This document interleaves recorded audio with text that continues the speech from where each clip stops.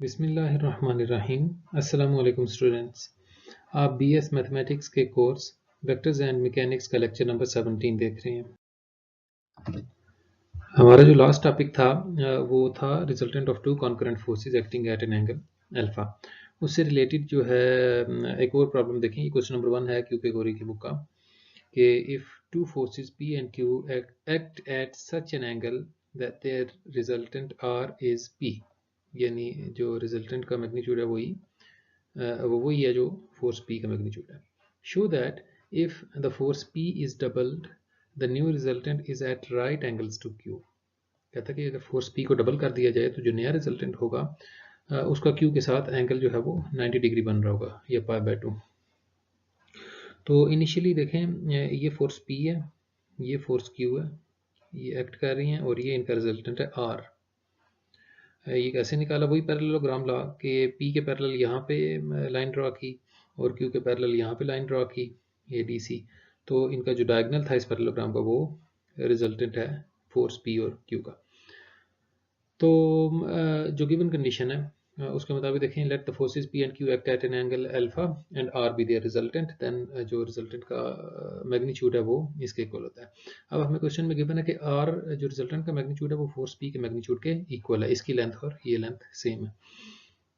तो आर की जगह पी पुट किया, स्क्वायर किया दोनों साइड पे, तो यहाँ पे पी स्क्वायर से पी स्क्वायर कैंसिल हो जाएगा। तो हमारे पास बचेगा Q square plus 2p Q cos alpha. इन दोनों में से q कॉमन लिया तो अंदर बचा q plus 2p cause alpha. अब p और q ज़ाहिर है दो फोर्सेस हैं नॉन ज़ीरो, तो q का मैग्नीट्यूड तो ज़ीरो नहीं होगा, इसका मतलब है q plus 2p cause alpha ये ज़ीरो होगा। ये हमारी एक इक्वेशन आ गई है। जो गिवन कंडीशन थी उसे एक ये मैग्नीट्यूड पे ये कंडीशन आ गई। मैग्नीट्यूड जो p के इक्वल था ना उससे ये कंडीशन बनी हमारे पास, ये आगे यूज़ होगी। अब देखें अगला काम क्या है कि शो दैट हमने क्या प्रूव करना है कि if p is doubled then the new resultant, जब p को डबल किया जाए, ये देखें पहले ये था ना सिंगल p, फिर एक p और आगे एक्सटेंड किया इसको, तो ये अब टोटल लेंथ 2p है। इसके कॉरेस्पॉन्डिंग देखें यहाँ पे पैरेललोग्राम मजीद कंप्लीट किए ये, और ये जो q फोर्स थी उसके कॉरेस्पॉन्डिंग यहाँ पे लाइन ड्रा की।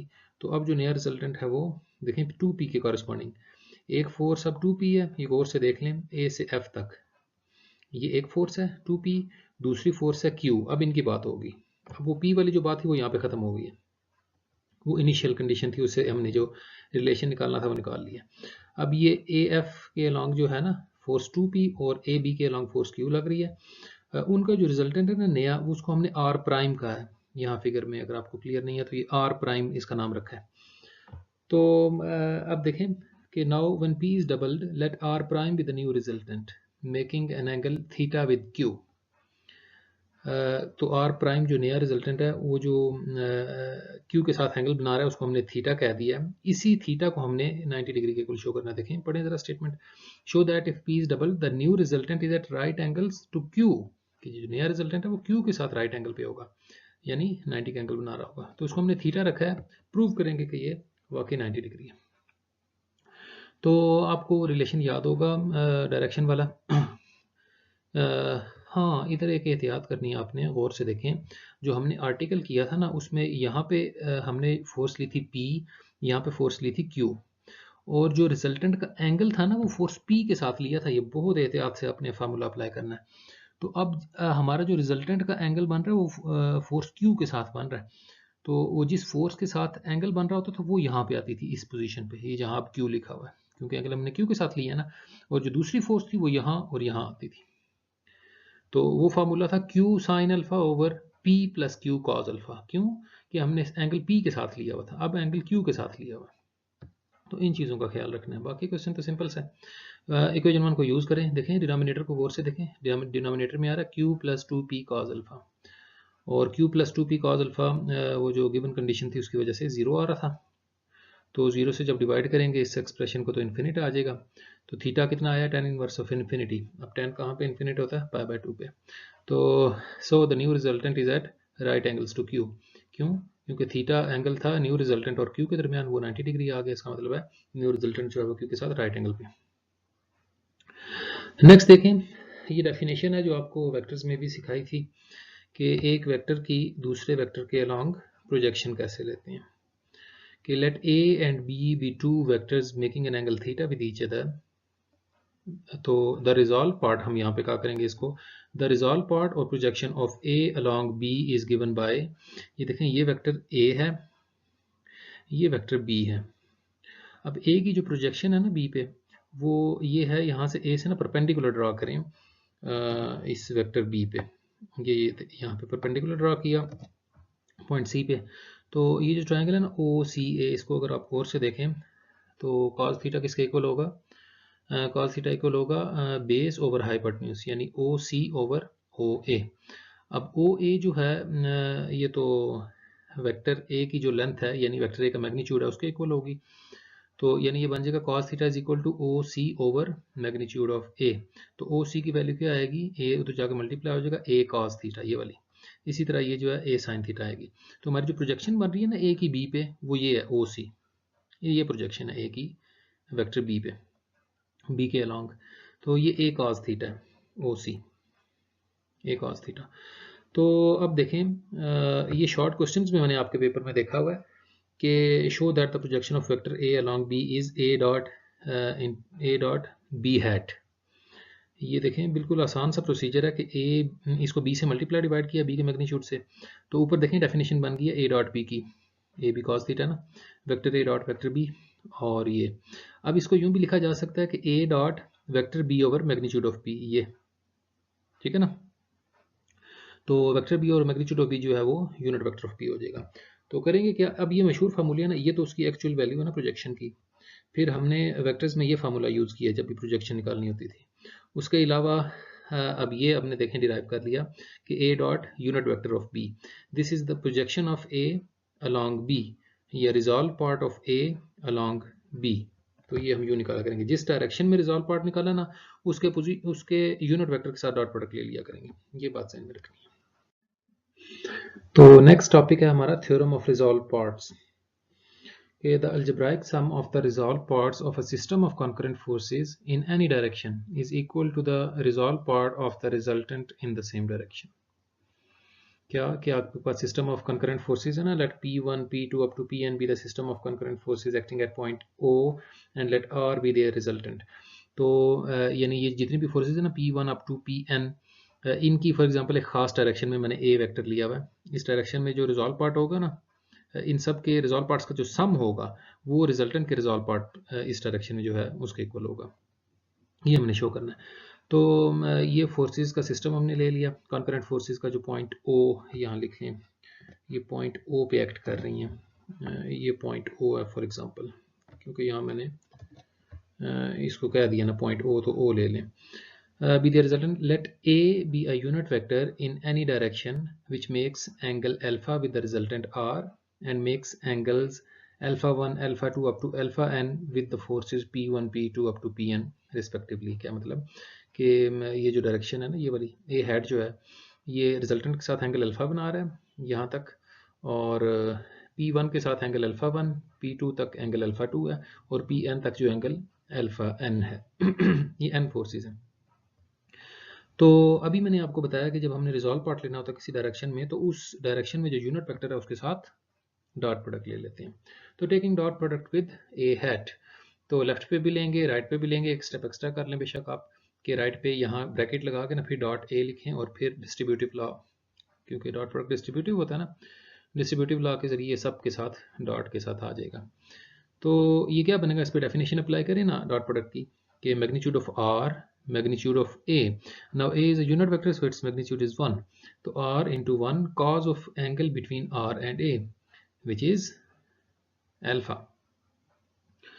फिर P1 का मैग्नीट्यूड, वेक्टर A का मैग्नीट्यूड वो 1 है, उसको लिखने की जरूरत नहीं है, and cos of angle between P1 and A. तो angle between P1 and A is alpha. This. Similarly यहाँ P2 cos alpha 2 and Pn cos alpha n आ जाएगा। तो देखें ये क्या लिखा हुआ है। हाँ, अभी जो हमने टॉपिक पढ़ा उसमें भी ये था ना कि वो जो रिजॉल्व पार्ट पहला क्या आया था A का अलॉन्ग B, वो A cos अल्फा आया था। इसी तरह ये R cos अल्फा, ये P1 cos अल्फा 1, जिसका जितना भी एंगल बन रहा होगा उस गिवन डायरेक्शन के साथ, P2 cos अल्फा 2। तो ये जो रिजल्टेंट है उसका रिजॉल्व पार्ट है अलॉन्ग A, ये अलॉन्ग ए क्यों है? क्योंकि ये ए के साथ एंगल है, ये जो अल्फा है। P1 का रिजॉल्व पार्ट अलॉन्ग ए, P2 का रिजॉल्व पार्ट अलॉन्ग ए, Pn का रिजॉल्व पार्ट अलॉन्ग ए। यानी जो सिस्टम ऑफ फोर्सेस था उनके रिजॉल्व पार्ट्स अलॉन्ग ए जो हैं उनका सम इक्वल आ गया रिजल्टेंट के रिजॉल्व पार्ट अलॉन्ग ए के। यही तो शो करना था हमने। Hence the resolve part of the resultant is equal to the sum of resolve parts of its components. हाँ, ये भी मेरे ख्याल पहली बार मैंने लफ्ज़ यूज़ किया है कि हम जब कहते हैं ना P1 P2 up to Pn इनका रिजल्टेंट R है, तो फिर इसको यूं भी कह सकते हैं कि यानी R अगर इनका रिजल्टेंट है तो ये जो P1 अप टू Pn है ये इस R के कंपोनेंट्स हैं। नेक्स्ट देखें कि resultant of a system of concurrent and coplanar forces, यानी कॉन्करेंट सिस्टम ऑफ फोर्सेस हैं और वो कोप्लेनर भी हैं, यानी एक ही प्लेन में, for example X Y plane में एक्ट कर रही हैं सब की सब फोर्सेस। तो इसमें एक्चुअली हम theorem of resolve parts he use करेंगे, लेकिन यहाँ मैंने इसको अप्लाई किया पूरा। मैं आपको बताता हूँ, इसको शॉर्ट कर सकते हैं आप। Let P1 P2 up to Pn be the system of concurrent forces, concurrent and coplanar forces acting at a point O। ये पॉइंट O पे फोर्सेस एक्ट कर रही हैं, P1 P2 up to so on ये Pn।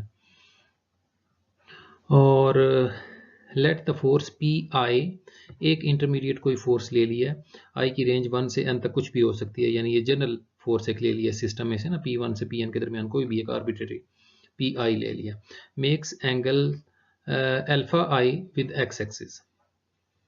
क्योंकि हमने coplanar forces ली हुई है ना, तो हमने अज्यूम किया कि हमारा एक्स वाई प्लेन है। तो with x axis and the resultant R makes an angle alpha with x axis. तो एक्स एक्सिस के साथ हर फोर्स जो है ना PI वो एंगल अल्फा आई बना रही है। क्या मतलब? जो फोर्स P1 है वो एंगल अल्फा 1 बनाएगी एक्स एक्सिस के साथ, ये वाला। फिर P2 फोर्स जो है ये वाली फोर्स, ये एक्स एक्सिस के साथ एंगल ये वाला अल्फा 2 बनाएगी। इसी तरह जो Pn फोर्स है वो एंगल अल्फा n बनाएगी, और रिजल्टेंट जो है वो एंगल अल्फा बना रही है, ये वाला, ये रिजल्टेंट है एंगल अल्फा एक्स एक्सिस के साथ, एहतियात से। देन हमने ये पढ़ा था कि हमने ये पढ़ा था कि R जो है ना, जो कॉन्करेंट फोर्सेस होती हैं उनका जो रिजल्टेंट है वो उनके वेक्टर सम के इक्वल होता है। यहाँ पे मेरे से एरो हेड्स मिस हो गए हैं, यहाँ पे एरो हेड्स लगा लेने आपने। ये भी फोर्स है, ये वेक्टर है, ये वेक्टर है, क्योंकि आपको अब इतना तो वेक्टर पढ़ाया मैंने कि आपको पता है कि ये स्केलर्स का सम वेक्टर के तो इक्वल नहीं हो सकता, तो ज़ाहिर है ये वेक्टर है तो फिर ये भी वेक्टर्स का ही सम होगा। ठीक है। For the resolve part of R along x axis, अब एक्स एक्सिस के अलॉन्ग हम इसका रिजॉल्व पार्ट्स, इनके रिजॉल्व पार्ट्स लेना चाह रहे हैं। तो क्या करेंगे? अभी हमने जो आर्टिकल पढ़ा रिजॉल्व पार्ट्स वाला प्रीवियस, उसमें क्या था कि जिस डायरेक्शन में हम रिजॉल्व पार्ट लेना चाह रहे हैं फोर्स का, उस डायरेक्शन में जो यूनिट वेक्टर है उसके साथ डॉट प्रोडक्ट ले लेते हैं। उसको फिर देख लें अगर टॉपिक आपको जेन से निकल गया तो। R डॉट आई, यानी सबका I के साथ, अब एक्स एक्सिस के अलॉन्ग यूनिट वेक्टर सबको पता है कि I यूनिट वेक्टर होता है, तो I के साथ डॉट प्रोडक्ट ले लेंगे। तो P1 डॉट आई, यहाँ फिर गलती हुई मुझसे कि यहाँ पे ये फोर्स ज़ाहिर वेक्टर है, डॉट प्रोडक्ट तो वेक्टर्स के दरमियान होता है, ये सारी बातें आपको बताई हैं। तो Pn डॉट आई, अब R का जो I के साथ एंगल था वो अल्फा था, इस वजह से ये R cos अल्फा आ जाएगा। ये डेफिनेशन अप्लाई की है स्केलर प्रोडक्ट की। R का मैग्नीट्यूड, I का मैग्नीट्यूड 1 है इसलिए नहीं लिखा, और angle between R and I is alpha, यहाँ ऊपर बताया हमने ये। और P1 cos alpha 1, P2 cos alpha 2, Pn cos alpha n, यूँ आ जाएगा। और and the resolve part of R along y axis क्या होगा? हाँ, अब एहतियात से, अब y एक्सिस के अलॉन्ग जो रिजॉल्व पार्ट लेना है, तो बाय डेफिनेशन तो काम आसान है कि हमने y की डायरेक्शन में जो भी यूनिट वेक्टर है उसके साथ डॉट प्रोडक्ट ले लेना है जस्ट। अब y की डायरेक्शन में जो यूनिट वेक्टर है वो j है, तो j के साथ डॉट प्रोडक्ट देखें ले लिया सबका।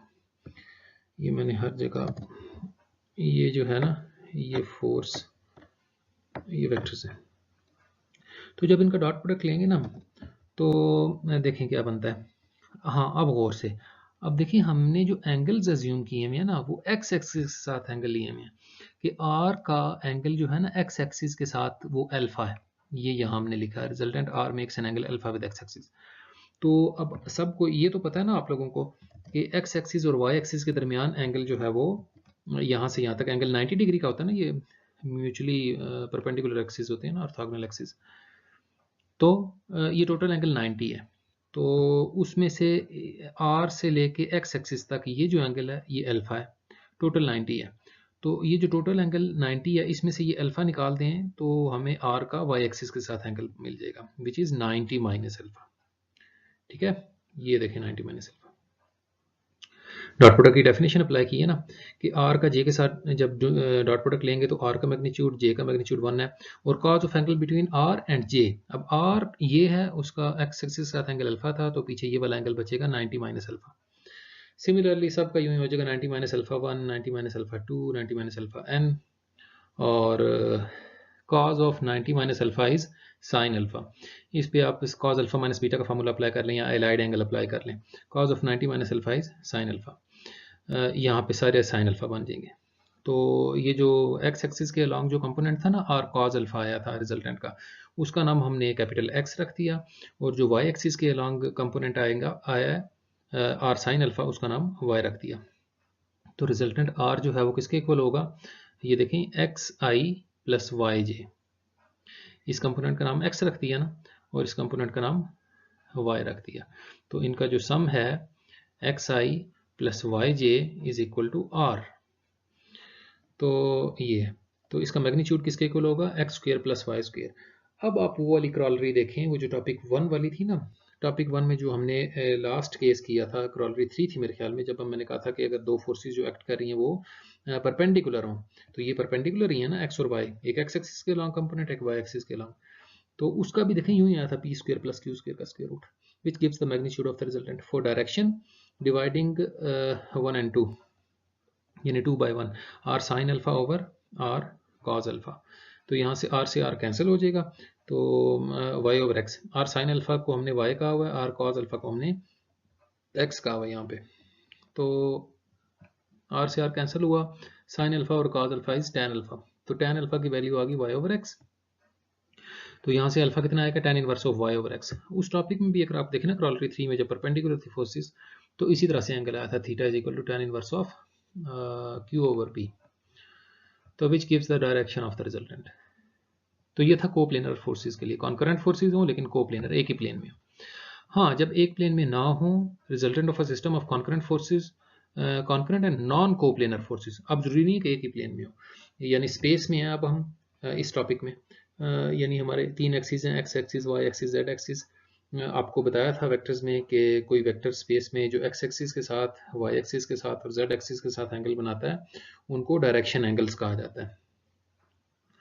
तो आमतौर पे अल्फा बीटा गामा से डिनोट करते हैं, यहाँ भी इस टॉपिक में भी यूं ही किया, let P1 P2 up to Pn be a system of non coplanar concurrent forces, वहाँ कोप्लेनर थी ना एक्स वाई प्लेन में, यहाँ से एक्सिस भी आ जाएगा, acting at a point O and let R be their resultant, उनका रिजल्टेंट का नाम सिमिलर उसी तरह से R रखा था कि जैसा ही टॉपिक रहे, let alpha I beta I gamma I be the direction angles of Pi where I ranges from 1 to n and alpha beta gamma be the direction angles of R. ये क्या मतलब, for example ये P I तो intermediate कोई भी इसमें से हो सकती है ना, P1 से Pn तक। फॉर एग्जांपल P1 है, P1 का के जो डायरेक्शन एंगल्स हैं वो अल्फा 1 बीटा 1 गामा 1 होंगे, P2 के जो डायरेक्शन एंगल्स हैं वो अल्फा 2 बीटा 2 गामा 2 होंगे। इसका मतलब क्या है कि P1 फोर्स जो है वो एक्स एक्सिस के साथ एंगल अल्फा 1 बना रही है, वाई एक्सिस के साथ बीटा 1 और जेड एक्सिस के साथ गामा 1। P2 फोर्स जो है वो एक्स एक्सिस के साथ एंगल अल्फा 2, वाई एक्सिस के साथ बीटा 2 और जेड एक्सिस के साथ गामा 2 एंगल बना रही है, और रिजल्टेंट जो है वो ये बना रही है। तो आर उसी तरह से हैं, तो फोर्सेस कॉन्करेंट ना, ये मिस हो गया, ये देखें ये फोर्सेस जो हैं वेक्टर्स हैं, तो सिंस हमें पता है कॉन्करेंट फोर्सेस हैं तो इनका जो रिजल्टेंट है वो इनके वेक्टर सम के इक्वल होगा। तो आर आई, ये हमने क्या कर लिया, डॉट प्रोडक्ट ले लिया आई के साथ, ये हम क्या कर रहे हैं, resolve part of the resultant जो है ना अलॉन्ग एक्स एक्सिस निकाल रहे हैं। तो वो किसके इक्वल आएगा, R dot I P1 dot I P2 dot I Pn dot I. अब आर डॉट आई जो है वो आर कॉज अल्फा आ जाएगा, क्योंकि इसका एक्स एक्सिस के साथ एंगल अल्फा बन रहा था। P1 का एक्स एक्सिस के साथ एंगल अल्फा 1 है, इसी तरह अल्फा 2 और अल्फा n। सेम प्रोसीजर अगर हम resolve part along Y axis के साथ करें, तो जो वाई एक्सिस के साथ एंगल है ना उनको वो बीटा वाले हैं, beta 1 beta 2 up to beta n, और रिजल्टेंट का बीटा। तो सिमिलरली आर कॉस बीटा जो है वो आ जाएगा P1 cos beta 1 P2 cos beta 2 Pn cos beta N. यहाँ हम कंप्लीमेंट करके नहीं निकालेंगे, वहाँ तो हमने एंगल जो कंसीडर किए थे सिर्फ एक्स एक्सिस के साथ लिए थे ना, तो वाई एक्सिस में हमने माइनस करके 90 में से निकाल लिए थे। यहाँ हमने एक्स एक्सिस के साथ जो एंगल है वो एक्स एक्सिस के साथ जो एंगल है वो अल्फा आई लिए हुए हैं, वाई एक्सिस के साथ बीटा आई, और जेड एक्सिस के साथ जो एंगल है वो गैमा आई लिए हुए हैं, इसलिए हमें वो कन्वर्जन की जरूरत नहीं है। तो इसी तरह कॉस गैमा जो है यानी जेड एक्सिस के अलॉन्ग जो कंपोनेंट है वो इस तरह से आ जाएंगे गैमा वाले। तो ये जो एक्स एक्सिस के अलॉन्ग रिजॉल्व पार्ट था इसका नाम एक्स रख दिया, वाई एक्सिस के अलॉन्ग जो कंपोनेंट था उसका कैपिटल वाई और इसी तरह से जेड रख दिया। तो रिजल्टेंट क्या बनेगा, X I plus Y J plus Z K, और इसका मैग्नीट्यूड होगा X square plus Y square plus Z square whole square root, and cos alpha किसके इक्वल आएगा, कॉज अल्फा यहाँ से निकाले ना, ये देखें X is equal to R cos alpha था ना, यहाँ से कॉज अल्फा की वैल्यू आएगी एक्स ओवर आर, और कॉस बीटा की वैल्यू आएगी Y over R, cos gamma की वैल्यू आएगी जेड ओवर आर। तो इसकी ये प्रॉपर्टी भी है कि cos square alpha plus cos square beta plus cos square gamma is equal to 1 होता है। तो ये था नॉन कोप्लेनर फोर्सेस के लिए। तो एक छोटा सा प्रॉब्लम भी देख लें इस टॉपिक से रिलेटेड, के एग्जांपल 2 है ये पेज नंबर 20 पे आपकी बुक की। Forces P and Q act at a point O। तो फोर्सेस हैं P और Q, ये पॉइंट O पे एक्ट कर रही हैं, and their resultant is R। उनका जो रिजल्टेंट है ज़ाहिर है उनके दरमियान कहीं होगा R। If any transversal cuts the line of action of the forces in the points A, B and C respectively। ये एहतियात करनी है, A, B and C respectively, यानी फोर्स P को पॉइंट A पे कट करेगा, फोर्स Q को point B पे कट करेगा, और रिजल्टेंट R को जिस तरतीब में ये आए हैं उसी तरतीब में R को पॉइंट C पे कट करेगा, A, B और ये C। Prove that R over OC is equal to P over OA is plus Q over OB। ये शो करना है। तो लेट P Q R, याद रहे ये R जो है P और Q का रिजल्टेंट है, R make angles alpha, beta and gamma respectively with x axis। के फोर्स P जो है वो x एक्सिस के साथ एंगल अल्फा बना रही है, फोर्स Q जो है वो x एक्सिस के साथ एंगल बीटा बना रही है, और फोर्स R जो है इन दोनों का रिजल्टेंट वो एंगल गैमा बना रही है। Then by theorem of resolve parts वाला थ्योरम क्या कहता है कि resolved part of the resultant in any direction is equal to the sum of the resolved parts in that direction.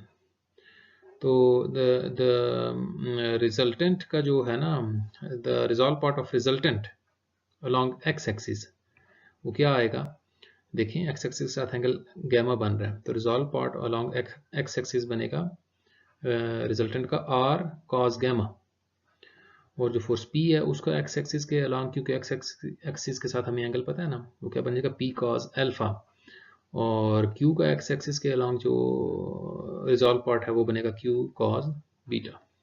This is equation 1। Theorem of resolved part से हमारे पास main equation आ गई। यहाँ से cos alpha, cos gamma, cos alpha और cos beta की values निकालते हैं। सबसे पहले देखें ये जो छोटी ट्रायंगल है फ्रॉम ट्रायंगल ODA, ये P वाली ODA, कॉस अल्फा किसके इक्वल होता है, बेस ओवर हाइपोटेन्यूज। अब बेस है OD और हाइपोटेन्यूज है OA, क्योंकि ये देखें ना ये बेस और ये हाइपोटेन्यूज, तो OD ओवर OA। इसी तरह कॉस बीटा जो है ये वाली ODB ट्रायंगल को देखें आप, तो बेस OD हाइपोटेन्यूज OB, ये आ गया कॉस बीटा। कॉस गैमा कैसे आएगा, OD ओवर OC, ये देखें। सो इक्वेशन 1 बिकम्स, इक्वेशन 1 क्या बन जाएगी, कॉस गैमा की जगह OD ओवर OC उसकी वैल्यू पुट कर दी ये वाली, कॉस अल्फा की जगह OD ओवर OA पुट कर दिया, और कॉस बीटा की जगह OD ओवर OB पुट कर दिया। अब देखें आपको ये OD जो है ये कॉमन नज़र आ रहा होगा, लेफ्ट हैंड साइड से कॉमन लें, और यहाँ dividing both sides by OD, तो OD कैंसिल हो जाएगा, बाकी क्या बचा, R ओवर OC ये, P ओवर OA ये वाला, और Q ओवर OB। तो यही हमें चाहिए था। सो एक छोटा सा प्रॉब्लम किया। इस इन टॉपिक्स से रिलेटेड काफ़ी सारे प्रॉब्लम्स हैं जो हम इंशाल्लाह नेक्स्ट लेक्चर में कवर करेंगे।